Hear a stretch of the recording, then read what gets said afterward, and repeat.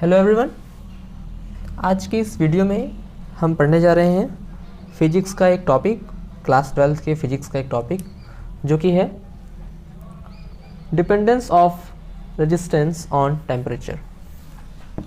Topic हमारा physics का है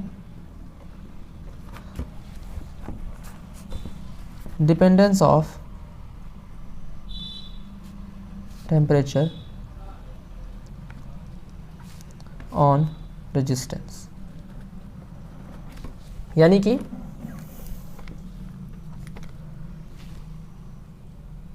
प्रतिरोध की ताप पर निर्भरता।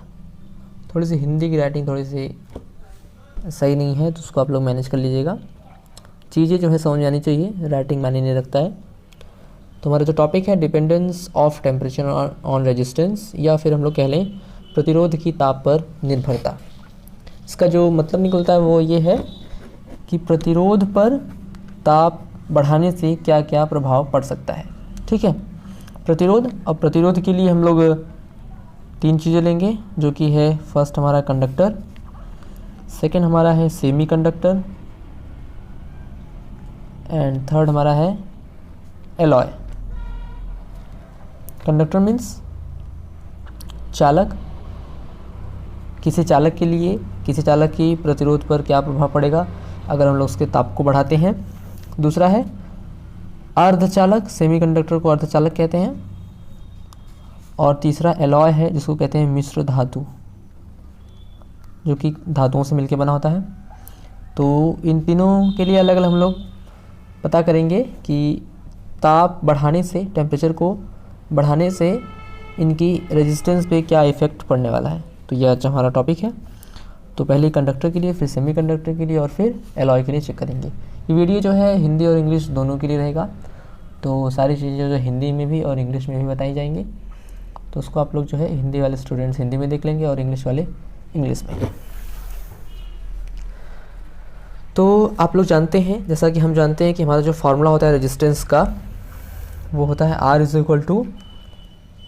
mL/n × E² tau average × A। Check कर लें कोई चीज़ छूटी तो नहीं है, क्योंकि हमको पता होता है कि I = होता है, ये हम लोग निकालते हैं अपवाह, यानी कि अपवाह वेग, यानी कि ड्रिफ्ट वेलोसिटी के लिए फार्मूला निकालते हैं। तो I = होता है VDENA, और यहाँ से VD सारी वैल्यूज़ को चेंज करते हैं। तो पहले हम लोग निकालते हैं E की वैल्यू। E = हमारा जो फॉर्मूला आता है वो होता है V/L। फिर यहाँ से हम लोग F की वैल्यू निकालते हैं। F = होता है हमारा, F = होता है E × E, और यहाँ पे E की वैल्यू पुट करते हैं तो F = आ जाता है EV/L।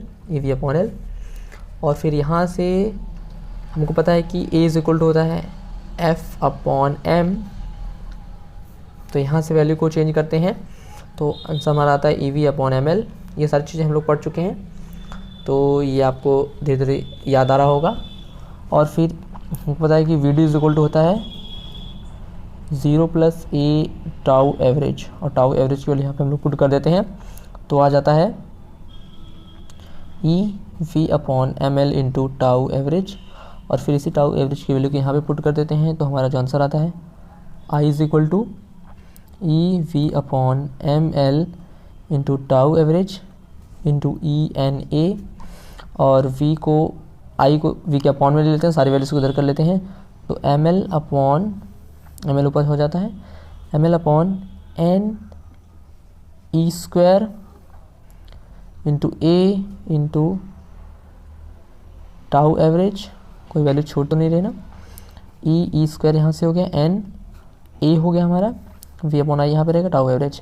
तो इन सब को ही, इसको ही कहते हैं हम लोग, इसको लिख सकते हैं V/I, और V/I को ही R कहते हैं। तो R का हमारा फॉर्मूला ये होता है। यहाँ पे हमारा जो M है, M क्या होता है? मास ऑफ इलेक्ट्रॉन, इलेक्ट्रॉन का द्रव्यमान। N क्या होता है? नंबर ऑफ इलेक्ट्रॉन पर यूनिट वॉल्यूम, यानी कि एकांक आयतन में उपस्थित इलेक्ट्रॉनों की संख्या जो कि n होती है। E क्या होता है? Charge of electron, charge of electron, electron पर आवेश की मात्रा या इलेक्ट्रॉन पर आवेश का मान। ए क्या होता है? ये हमारा होता है area of cross section, area of cross section यानी कि अनुप्रस्थ परिच्छेद का क्षेत्रफल। और टाउ एवरेज हमारा होता है एवरेज रिलैक्सेशन टाइम यानी कि इसको कहते हैं श्रांति काल, औसत श्रांति काल। ठीक है, तो ये सारी चीज़ें हो गई। एम एन एल यहाँ पे बचा हुआ है, एल इज इक्वल टू होता है लेंथ ऑफ कंडक्टर, या फिर जो भी मेटल लेंगे हम लोग यहाँ पर जो भी चीज़ लेते हैं उसकी लेंथ जो भी हमारा होगा। कंडक्टर लेते हैं तो कंडक्टर की लेंथ, सेमी कंडक्टर लेंगे सेमी कंडक्टर की लेंथ, एलॉय लेते हैं तो एलॉय की लेंथ। तो M L N E tau average and A. तो समझ लीजिए हम लोग अब पढ़ रहे हैं कंडक्टर के लिए। कंडक्टर अगर स्टार्ट करते हैं कंडक्टर के लिए, तो सारे चाहे वो कंडक्टर की बात करें चाहे सेमी कंडक्टर या एलॉय की, सभी में हमारा जो आर का फॉर्मूला था रेजिस्टेंस का वो यही होता है M L upon N E square tau average into A. अब यहाँ से देखते हैं कि जो रेजिस्टेंस है, टेम्परेचर को अगर हम लोग इंक्रीज़ करें, टेम्परेचर यानी ताप को अगर हम लोग इंक्रीज़ मतलब बढ़ाते हैं, इंक्रीज़ करते हैं यानी ताप को अगर, सॉरी आपको दिखाई नहीं दे रहा है, मैं थोड़ा सा ऊपर कर देता हूँ। यहाँ पे अगर हम टेम्परेचर को क्या करते हैं, बढ़ाते हैं, ताप को अगर हम बढ़ाते हैं तो इस फॉर्मूले में क्या क्या चेंजेस हो सकते हैं। आप लोग ध्यान से देखिए कि अगर हम लोग ताप को बढ़ाते हैं तो आप अपने सोचिए कि इलेक्ट्रॉन के मास पे कोई इफेक्ट होगा? इलेक्ट्रॉन का मास टेम्परेचर चेंज करने से हो सकता है बढ़ाने से? नहीं, इलेक्ट्रॉन के मास पे कोई प्रभाव नहीं पड़ेगा। चार्ज ऑफ इलेक्ट्रॉन पे, इलेक्ट्रॉन का जो चार्ज है टेम्परेचर चेंज करने से चार्ज तो चेंज होगा नहीं, चार्ज भी वही रहेगा। एरिया ऑफ क्रॉस सेक्शन भी चेंज नहीं होगा और लेंथ ऑफ कंडक्टर भी चेंज नहीं होगी। चेंजेस क्या होंगे? चेंजेस होंगे एन की वैल्यू में, कि अगर हम लोग टेम्परेचर को चेंज करते हैं तो हमारा जो नंबर ऑफ इलेक्ट्रॉन होता है पर यूनिट वॉल्यूम यानी एकांक आयतन में उपस्थित इलेक्ट्रॉनों की संख्या वो चेंज हो सकती है। और टाउ एवरेज यानी कि जो रिलैक्सेशन टाइम है वो चेंज हो सकता है। तो कहने का मतलब कि कंडक्टर के लिए या किसी भी कंडक्टर ले लें या सेमी कंडक्टर या एलॉय ले लें, उसके लिए जो आर की वैल्यू है वो चेंज हो सकती है। मतलब वो प्रोपोर्शनल होती है किसके? 1/n की वैल्यू के, या आर की वैल्यू जो मतलब टेम्परेचर चेंज करने जो इफेक्ट पड़ता है वो या तो n की वैल्यू चेंज करने से पड़ेगा या फिर टाउ एवरेज चेंज करने से। तो अगर हम लोग टेम्परेचर को इंक्रीज़ करें, टेम्परेचर को बढ़ाते हैं, तो टेम्परेचर को बढ़ाते हैं तो n की वैल्यू और टाउ एवरेज की वैल्यू पे क्या इफेक्ट होगा? आप लोग ज़रा सोचिए अपने से। अगर हम लोग टेम्परेचर को चेंज करते हैं तो n क्या है? नंबर ऑफ इलेक्ट्रॉन पर यूनिट वॉल्यूम यानी एकांक आयतन में उपस्थित इलेक्ट्रॉनों की संख्या। तो जैसे ही टेम्परेचर बढ़ाएंगे तो उसके सरफेस से जो भी हमारा कंडक्टर होगा, कंडक्टर के सरफेस से और मेटल क्या होंगे? और मेटल बाहर निकलेंगे, यानी नंबर ऑफ इलेक्ट्रॉन क्या हो जाएंगे? नंबर ऑफ इलेक्ट्रॉन भी इंक्रीज़ हो जाएंगे, ये बढ़ जाएंगे। टेम्परेचर बढ़ाने से क्या हो रहा है? नंबर ऑफ इलेक्ट्रॉन बढ़ जाते हैं। और जब नंबर ऑफ इलेक्ट्रॉन बढ़ जाते हैं तो आर की वैल्यू क्या होगी? आर की वैल्यू हम लोग देख रहे हैं कि आर क्या है? इन्वर्सली प्रोपोर्शनल है 1/n के, यानी अगर n की वैल्यू बढ़ती है तो r की वैल्यू क्या होगी? r की वैल्यू कम होती है, यानी रेजिस्टेंस क्या होगा? कम होगा। अगर हम लोग टेम्परेचर को बढ़ाते हैं तो n की वैल्यू क्या होगी? नंबर ऑफ इलेक्ट्रॉन भी बढ़ेंगे और रेजिस्टेंस क्या हो जाएगा? डिक्रीज़ करेगा यानी घट जाएगा। और टाउ एवरेज की बात करें तो टाउ एवरेज होता क्या है कि जो हमारा जो पॉजिटिव आयन होते हैं जो उसमें कंडक्टर में या सेमी कंडक्टर में, तो वहाँ पे यहाँ से यहाँ तक पहुँचने में जो इलेक्ट्रॉन टाइम लेता है, इसी टाइम को कहते हैं रिलैक्सेशन टाइम या फिर श्रांति काल।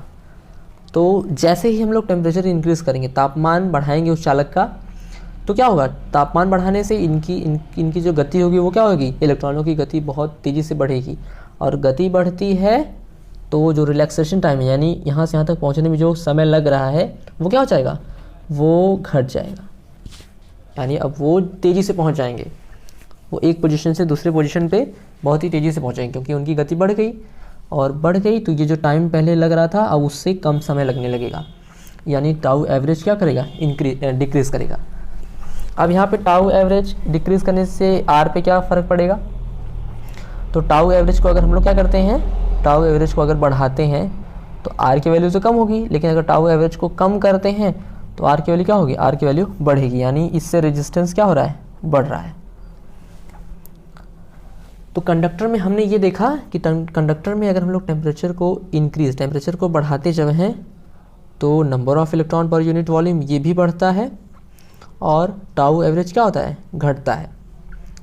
और नंबर ऑफ इलेक्ट्रॉन बढ़ने से रेजिस्टेंस क्या होता है, कम होता है, और टाउ एवरेज की डिक्रीज़ करने से रेजिस्टेंस यहाँ पे बढ़ रहा है। यानी कंडक्टर में टेम्परेचर चेंज करने से दोनों चीज़ें हो रही हैं, एक फैक्टर की वजह से रेजिस्टेंस कम हो रहा है और दूसरे फैक्टर वजह से रेजिस्टेंस बढ़ रहा है। तो पूरे ओवरऑल कंडक्टर पे क्या फ़र्क पड़ेगा, तो ऐसा एक्सपेरिमेंटली माना गया है कि ये जो नंबर ऑफ इलेक्ट्रॉन है ये इसका प्रभाव कम पड़ता है।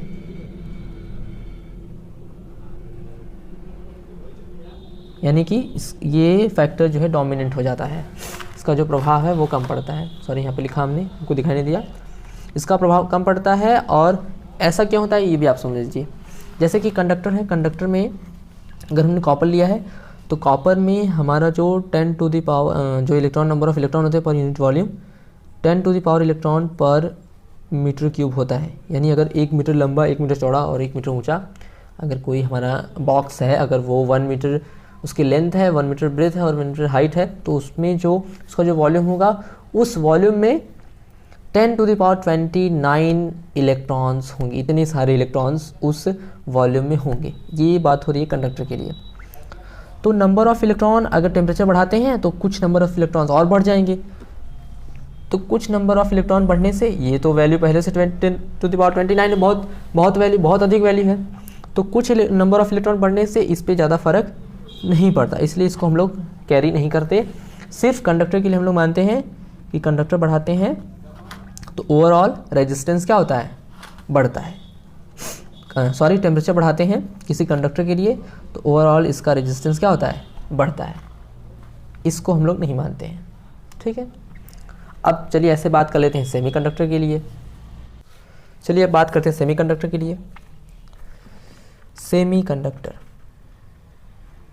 तो सेमीकंडक्टर के लिए भी हमारा जो फार्मूला होगा R is equal to same होगा, R is equal to ml NE² tau average into A। तो यहाँ भी टेम्परेचर को अगर हम लोग इंक्रीज़ करते हैं, टेम्परेचर को, ताप को अगर बढ़ाते हैं, टेम्परेचर इंक्रीज़ करने से M की वैल्यू चेंज नहीं होगी, L की वैल्यू चेंज नहीं होगी, E की वैल्यू चेंज नहीं होगी और A की वैल्यू चेंज नहीं होगी। चेंजेस सिर्फ किस में होंगे, चेंजेस होंगे वो या तो N की वैल्यू में चेंजेस होंगे या फिर टाउ एवरेज की वैल्यू में चेंज होंगे। अब यहाँ से हम देखते हैं कि टेम्परेचर अगर हम लोग बढ़ाते हैं तो यहाँ पे नंबर ऑफ इलेक्ट्रॉन्स क्या हो जाएंगे, नंबर ऑफ इलेक्ट्रॉन्स बढ़ जाएंगे, और जो टाउ एवरेज होगा, टाउ एवरेज डिक्रीज हो जाएगा।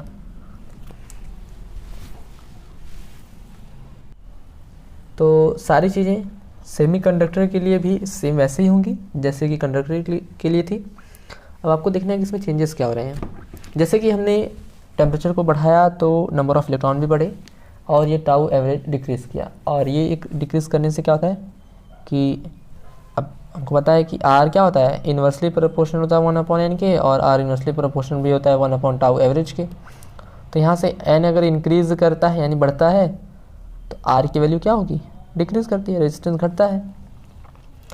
और टाउ एवरेज अगर डिक्रीज़ करता है, रेजिस्टेंस बढ़ता है।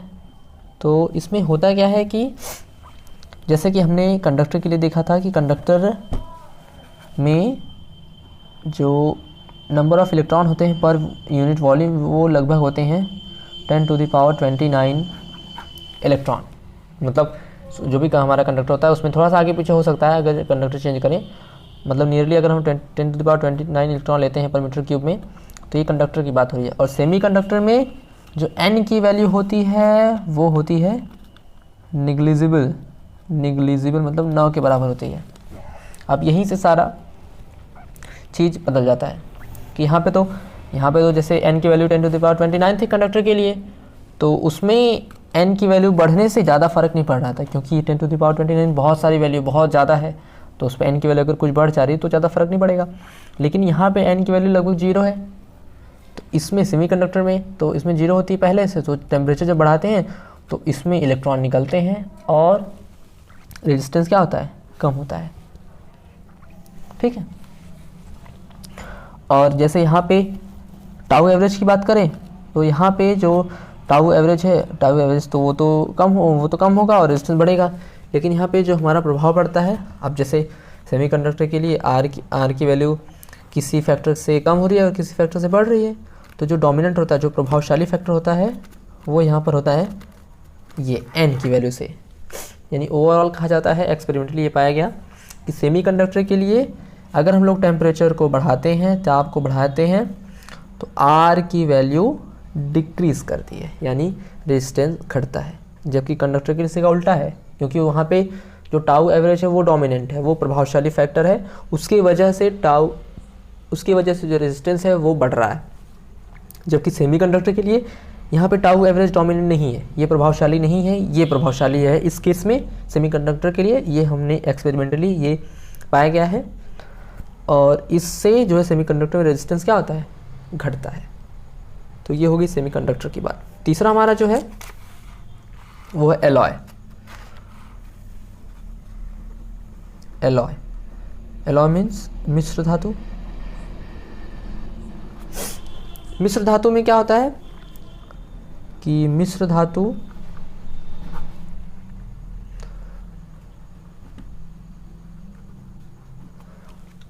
भी धातु से ही बना है, तो उसमें भी वो जो पहले वाली कंडीशन थी वही होगी।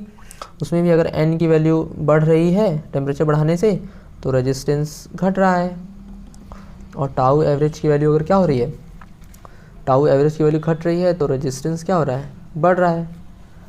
तो इस केस में होता क्या है कि एलॉय में एक्सपेरिमेंटली ये पाया गया कि जो दोनों फैक्टर हैं वो लगभग इक्वल होते हैं।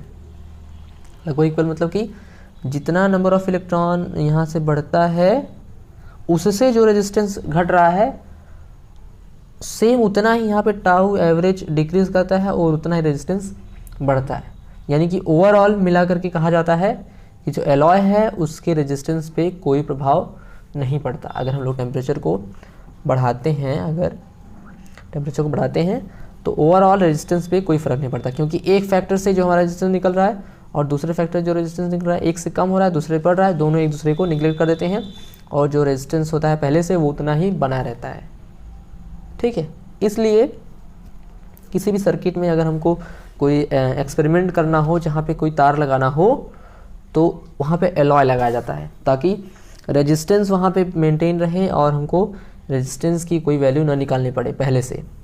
इसलिए एलॉय का वायर यूज़ किया जाता है। ठीक है। तो मेन हमने ओवरऑल ये पढ़ा कि अगर कोई कंडक्टर लेते हैं तो कंडक्टर से क्या होता है कि पहले तो जो हमारा रेजिस्टेंस है वो दो फैक्टर पर डिपेंड करता है, वो n की वैल्यू पर डिपेंड करता है, और टाउ एवरेज यानी नंबर ऑफ इलेक्ट्रॉन्स पर यूनिट वॉल्यूम, एकांक आयतन में उपस्थित इलेक्ट्रॉनों की संख्या पर निर्भर करता है, और शांति काल, औसत शांति काल पे निर्भर करता है जो हमारा रेजिस्टेंस यानी प्रतिरोध है। ठीक है। तो कंडक्टर के लिए हमने देखा कि नंबर ऑफ इलेक्ट्रॉन्स बढ़ रहे थे और टाउ एवरेज डिक्रीज कर रहा था, और सेमीकंडक्टर के लिए भी हमने देखा कि नंबर ऑफ इलेक्ट्रॉन्स बढ़ रहे थे, टाउ एवरेज डिक्रीज कर रहा था। कंडक्टर के केस में नंबर ऑफ इलेक्ट्रॉन जो पहले से होते हैं किसी कंडक्टर में वो लगभग 10⁻29 इलेक्ट्रॉन पर मीटर क्यूब होते हैं। इसलिए नंबर ऑफ इलेक्ट्रॉन बढ़ने से उसमें टेम्परेचर बढ़ाने से जो नंबर ऑफ इलेक्ट्रॉन बढ़ रहे हैं उससे इस वैल्यू पे ज़्यादा फर्क नहीं पड़ रहा है, और ये डोमिनेंट फैक्टर नहीं है। उस केस में हमारा जो टाउ एवरेज होता है वो डोमिनेंट फैक्टर होता है, और इसके वजह से रेजिस्टेंस जो होता है वो बढ़ता है। तो ओवरऑल कहा जाता है कि कंडक्टर के लिए अगर टेम्परेचर बढ़ाते हैं तो रेजिस्टेंस बढ़ता है। और सेमीकंडक्टर में हमारी जो उसमें भी n की वैल्यू बढ़ती है और टाउ एवरेज की वैल्यू डिक्रीज करती है, तो उसमें जो n की वैल्यू बढ़ती है वो डोमिनेंट फैक्टर है। यहाँ पे ये प्रभावशाली होता है, टाउ एवरेज प्रभावशाली नहीं होता, क्योंकि इसमें जो भी सेमीकंडक्टर होता है उसमें जो नंबर ऑफ इलेक्ट्रॉन होते हैं पर यूनिट वॉल्यूम वो 0 होते हैं, लगभग निग्लिजिबल होते हैं, 0 के बराबर होते हैं। और जैसे टेम्परेचर बढ़ा देते हैं तो इसमें से इलेक्ट्रॉन निकलने लगते हैं, और इलेक्ट्रॉन निकलते हैं तो नंबर ऑफ़ इलेक्ट्रॉन बढ़ जाते हैं, जिससे हमारा जो रेजिस्टेंस है वो डिक्रीज़ कर जाता है।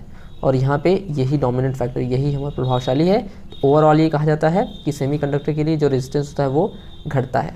आपकी किताबों में सीधे सीधे दिया है तो आप नहीं उस तरह से नहीं समझ पाएंगे, यहाँ पे मैंने आपको पूरी डीपली बता दिया है, यहाँ पे आपको सारी चीज़ें क्लियर हो जाएंगी।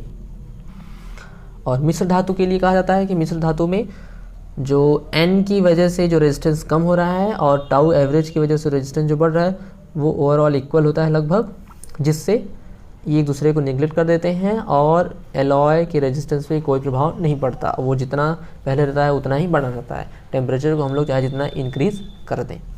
तो आज के टॉपिक में नहीं, अभी के इस वाले वीडियो के टॉपिक में इतना ही। अब अगला जो वीडियो आपको मिलने वाला है 1-2 घंटे में जो भी मिल जाएगा, उसमें इससे रिलेटेड आगे की चीज़ें होंगी। ये वीडियो काफ़ी लंबा जाएगा, इसलिए इसको यहीं तक रहने देते हैं। अगला वीडियो आपका जल्दी ही आने वाला है, तो इस वीडियो को फटाफट देखिए और अगले वीडियो के लिए तैयार रहिए।